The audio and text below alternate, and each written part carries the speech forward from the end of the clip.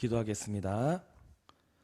사랑과 은혜가 충만하신 주님, 오늘도 복되고 귀한 말씀의 자리 가운데 인도하여 주셔서 감사합니다. 오늘 주님께서 주신 생명의 말씀을 듣고 저희가 주님의 사랑을 알게 되어 모든 것을 주님과 함께 동행할 수 있는 참된 기쁨을 허락하여 주셔서 이 자리를 통해 나의 삶이 변화되어 주님만을 외치는 참된 그리스도인으로서 나아갈 수 있게 우리 가운데 모든 복을 허락하여 주셔서 감사하고 사랑이 많으신 예수 그리스도의 이름으로 기도드렸습니다. 아멘. 우리 먼저 인사하겠습니다. 축복합니다. 사랑합니다. 미군이 이라크 전쟁에서 많은 피해와 고전을 면치 못하던 2007년에 미국의 군사 관련가 저술가인 엘프 피터스라는 예비역 중령이 미국 시사 잡지에 글을 하나 올려 큰 파장을 일으켰습니다. 피터스는 미군의 고급 장교들이 미국의 명문대학교인 동부의 아이비리그에 보내어 대학원을 교육을 받게 하는 미국의 교육 제도를 비판했습니다. 그 교육 제도가 결과적으로는 이론을 더 중요시하고 현장감을 떨어뜨리며 적합하지 못한 지휘관을 만들어 간다고 주장했기 때문입니다. 피터스는 전쟁에서 이기는 지휘관은 전쟁을 잘 파악하는 군인이지 사회과학 이론에 충실한 학자가 아니다 라고 말을 하였습니다. 대학교의 교수진인 20세기 국제관계와 전쟁 이론에는 해박할지는 몰라도 21세기 분쟁과 전쟁의 현실에는 이점이 되지 못한다고 덧붙여서 말했습니다. 피터스는 이론만을 더 중요시하는 지휘관이 이라크에 가서 사태를 망치는 것을 보면 참으로 참담하고 결국 이론만 추구하고 경험을 무시한 채 만들어진 지휘관을 따라간 무수한 병사들의 죽음을 듣게 되니 마음이 찢어진다고 말하였습니다. 물론 군대도 폭 넓은 학문과 지성, 즉 이론을 중요시하지만 이론을 더 강조하는 것은 옳지 못하고 이러한 것은 오히려 군인의 시야와 판단을 좁힐 수 있음을 피터스는 계속해서 말하고 있습니다. 그는 전쟁에 현명한 장군이 필요하지 이론을 더 추구하는 그 장군은 오히려 해를 끼친다고 계속해서 말을 하고 있습니다. 역대 훌륭한 지휘관들이 가르쳤던 것은 수많은 현장 경험이었습니다. 조지 마셜 장군은 젊은 시절 러일 전쟁을 관찰하기 위해 수개월 동안 그 전쟁 현장에 머물렀고 맥아더 장군도 여러 해 동안 필리핀의 현장에서 복무했습니다. 따라서 뛰어난 장교를 명문대 대학원에 보내 이론만을 가르치는 것보다 지휘관으로서 경험할 수 있고 그 모든 것을 경험한 후에 현장 적응 훈련을 보내는 것이 더 유용할 것이라고 피터스는 말했습니다. 물론 피터스의 주장에 대한 반론도 있었습니다. 그러나 그가 강조한 현장 경험의 중요성 그 자체에는 그 누구도 이의를 제기할 수 없었습니다. 위태로운 전쟁 상황에서는 현장 경험을 가진 지휘관이 더 중요하다는 것을 우리는 알 수 있습니다. 믿음의 삶 역시 예외가 아닙니다. 이론적 기초를 튼튼히 해야 하지만 이론만을 강조하며 정작 중요한 것을 잃어버린 채 살아가는 것은 올바른 길이 아닙니다. 즉 아무리 말씀을 많이 배워도 많이 읽어도 가장 중요한 것은 우리 안에 주님에 대한 믿음이 없다면 아무 소용이 없다는 것입니다. 우리가 사랑에 대해서 배우는 것도 필요하지만 중요한 것은 실제 사랑을 실천해야 하는 것입니다. 전도에 대해서 배우는 것도 필요하지만 더 중요한 것은 실제로 나가서 전도를 하는 것입니다. 선교 훈련을 받는 것도 필요하지만 더 중요한 것은 실제로 선교 현장에 나가서 선교를 해야 하는 것입니다. 우리는 믿음 안에서 어떠한 것이 더 중요한지를 생각하면서 살아나가야 한다는 것입니다. 인간적으로 중요한 것이 아니라 바로 하나님이 중요하게 생각하는 것이 무엇인가, 하나님이 우리에게 말씀하고자 하고 싶은 것, 그것들 중에 가장 중요한 것이 무엇인가를 항상 생각하며 주님의 마음을 알아가는 사람이 돼야 한다는 것입니다. 오늘 본문에도 하나님께서 중요히 생각하는 본질을 잘 이해하지 못하는 사람들이 나오게 됩니다. 그들은 할례와 구원에 대한 문제를 언급함으로써 예루살렘 교회 사이에 논쟁을 벌이게 됩니다. 이 논쟁은 교회의 역사상 첫 번째 공의회인 예루살렘 회의가 열리게 된 직접적인 원인을 제공했습니다. 예루살렘 공의회는 유대인과 이방인, 기독교 사이에 있던 구원의 벽을 허물게 되는 결정적인 역할을 했습니다. 하지만 그 벽에 가장 먼저 금을 가게 한 사건은 바로 고넬료의 회심 사건입니다. 고넬료의 회심 사건으로 우리 예루살렘 교회는 할례를 받지 않는 이방인들에 대해서 우리 하나님의 구원 속에 은총이 주어짐에 이미 수긍하고 있었습니다. 예루살렘 교회는 성령을 통한 하나님의 사역에 감히 항의하거나 의문을 던지는 문제를 제기한 사람이 단 한 명도 없었습니다. 왜냐하면 그들 모두가 성령의 능력을 경험했기 때문입니다. 모든 일들이 사람에 의해서 진행되는 것이 아니라 바로 하나님에 의해서 진행됐다는 것을 그들은 알았기 때문입니다.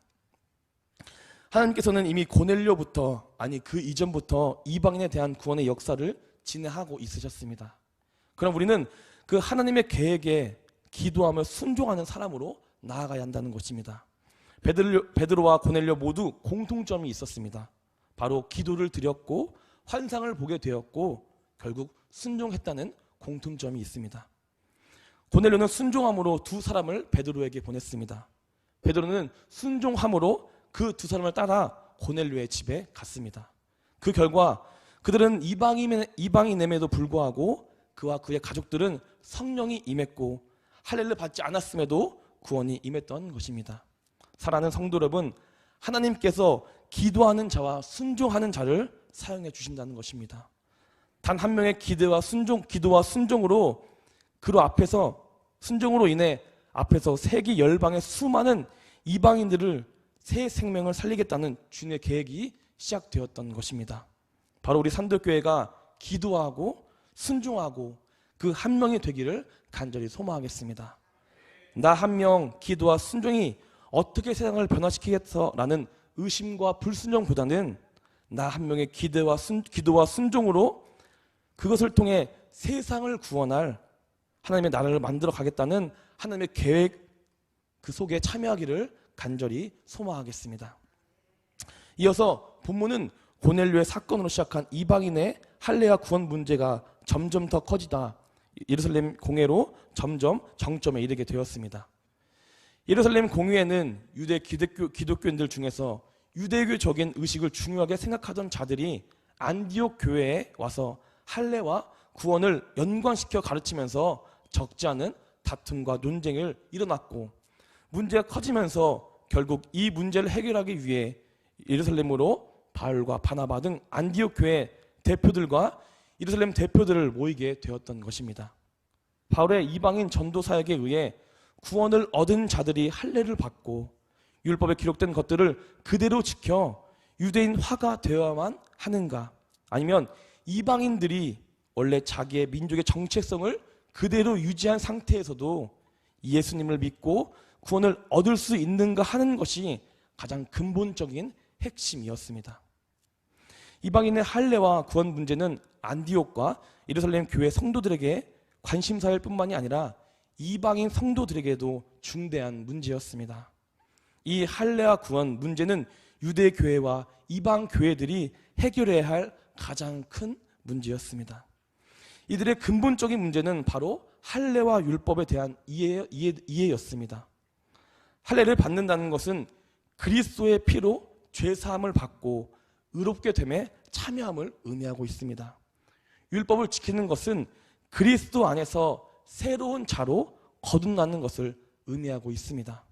중요한 것은 할례와 율법 그 자체가 아니라 바로 그리스도의 피로 죄 사함을 받고 주님 안에서 거해 새로운 자로 거듭해 나아가는 것입니다.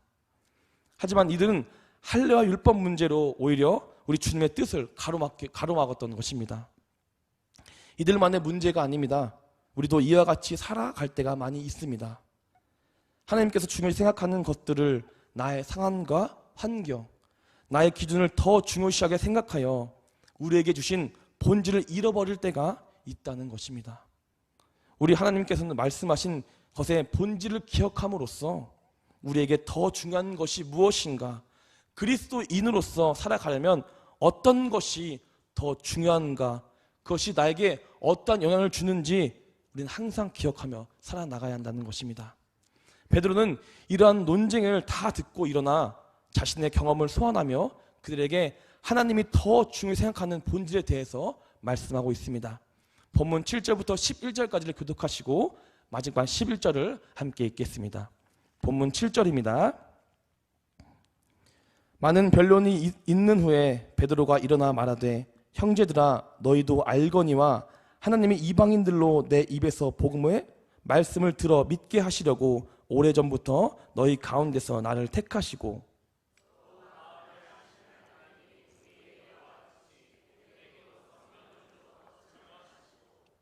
믿음으로 그들의 마음을 깨끗이 하사 그들이나 우리나 차별하지 아니하셨느니라.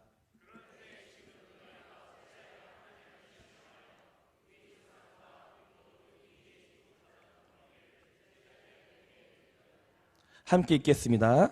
그러나 우리는 그들이 우리와 동일하게 주 예수의 은혜로 구원받을 줄을 믿노라 하니라. 아멘. 본문을 보게 되면 베드로의 역할과 무게는 초대교회에서 지도력이 있다는 것을 우리는 알 수 있습니다. 그로 인해 베드로의 변론은 이 회의에서 막바지에 도달했다는 것을 우리는 알 수 있습니다. 베드로는 사도행전 10장부터 11장까지에 나오는 고넬료의 회심 사건을 상기시키며 그때 자신이 한 일에 대해서 설명해 나갔습니다. 그때 베드로는 할례를 받은 다른 형제들과 함께 갔었고 이 일로 논란이 일어나자 하나님이 보여주신 환상을 통해 그 일의 결과를 그들에게 말했습니다. 베드로는 그것을 이방인들이 복음을 듣고 믿게 하기 위하여 하나님이 자신을 택했다라고 말하고 있습니다. 이뿐만이 아니라 하나님은 성령님을 보내어 이방인들을 유대인들과 모두 구원해 주었다고 그들에게 말하고 있습니다. 결국 할례 없이 구원을 얻을 수 있는 증거는 이방인들이 할례를 받지 않은 상태에서도 복음을 듣고 믿음이 생겨날 때 우리 하나님께서 이방인들과 유대인들 중에 차별을 두지 않고 모두 구원을 이루어 준다는 사실입니다. 하나님께서는 할례가 아니라 바로 마음과 믿음을 더 중요시 보고 우리의 마음을 깨끗해 하실 구원의 은혜를 주신다는 것입니다. 그럼에도 불구하고 안디옥 교회에서는 계속해서 할례 문제가 불거져 나왔고 이 문제로 예루살렘 공회가 소집되어 논쟁이 계속되고 있다면 우리 하나님께서는 자신의 뜻을 명확하게 밝히신 것에 대해서 우리들은 하나님을 시험하는 것밖에 되지 않는다고 모두에게 말하고 있습니다. 할례를 받는다는 것은 큰 틀에서 구약의 율법을 모두 지킬 의무가 있다는 것과 똑같습니다. 할례를 받고 철저한 율법 교육을 받는 유대인들, 지금 이렇게 서로 싸우고 있는 우리나 우리 조상들에게도 그것은 불가능한 일이며 소를 멍에에 묶어 마음대로 가지 못하게 한 것과 같은 삶의 멍에일 뿐이라고 말하고 있습니다. 예수님께서는 십자가에서 율법의 저주를 담당하심으로 사람들을 율법의 명예로부터 구원해 주셨습니다. 그리고 우리의 구속주가 되어서 누구나 주님을 믿음으로 하나님의 백성이 되게 하셨고 우리 하나님 나라에 속할 수 있는 구원의 은혜를 주셨던 것입니다. 우리는 베드로의 변론에서 할례와 율법의 한계를 느낄 수 있습니다. 그것을 베드로도 또한 12제자들도 더 나아가 예루살렘에 속한 모두도 그 어떤 유대인들이나 그들의 모든 조상도 모두 짊어질 수 없음을 의미하고 있는 것입니다. 결국 할례로는 아무것도 구원을 얻지 못한다는 사실입니다. 성도 여러분, 결국 구원은 예수 그리스도를 믿는 믿음과 예수님의 은혜가 가장 중요하다는 것입니다. 율법의 명예는 이스라엘의 역사로 충분히 끝났습니다. 고난의 역사가 끝에 드디어 예수 그리스도께서 우리에게 오셨던 것입니다. 복음과 믿음으로 모두를 하나님께로 인도하고 지금 이제 누구도 이방인들에게 할례를 통한 구원의 문제를 언급해서는 안 됩니다. 심지어 유대인과 이방인들에게 즉 할례 즉 율법의 멍에를 채우려는 시도조차를 우리는 해서 안 된다는 것입니다. 더 나아가 오늘은 우리 꿈샘스쿨과 드림스쿨 수료식이 있는 날입니다. 주말에 친구들을 만나고 재밌게 놀고 싶기도, 맛있는 음식을 먹고 싶기도, 또한 자신만의 시간을 갖고 싶기도 하지만 우리 아이들은 주님의 구원의 기쁨을 더 중요하다는 것을 알아 믿음과 은혜로 나아가기 위해 성경 공부의 자리 가운데 나왔던 것입니다. 그리스도인의 삶은 율법이 주장하는 구속의 삶이 아닙니다. 바로 예수님이 주장하고 있는 믿음과 은혜의 삶이라는 것입니다. 말씀을 마치겠습니다. 우리는 이제 구원에 대한 올바른 이해를 가지고 믿음과 은혜로 신앙생활을 시작해야 합니다. 율법주의적 신앙보다 더 중요한 것은 주님을 믿는 믿음과 주님의 은혜를 가지고 주님 안에서 자유와 평안함을 누리는 것입니다. 어떠한 자유와 평안을 누리는, 이러한 자유와 평안을 누리는 산들교회 성도님 되기를 간절히 소망하겠습니다. 기도하겠습니다. 주님, 오늘도 주님의 말씀을 이 자리 가운데 선포해 주심을 주님 감사합니다. 우리가 믿음과 은혜를 더 중요히 생각하여 주님께서 주신 구원을 경험하게 하여 주시옵소서. 할례와 율법을 얽매이는 삶이 아니라 믿음과 은혜로 살아가는 자유로운 믿음의 삶이 되게 하여 주시옵소서. 나의 상황과 환경, 나의 기준을 더 중요히 생각하여 나의 뜻대로만 나아가는 것이 아니라 주님만을 더 깊이 생각하고 주님 주신 그 말씀을 중요하게 믿음으로써 참된 그리스도로 나아갈 수 있게 주님께서 동행하여 주시옵소서.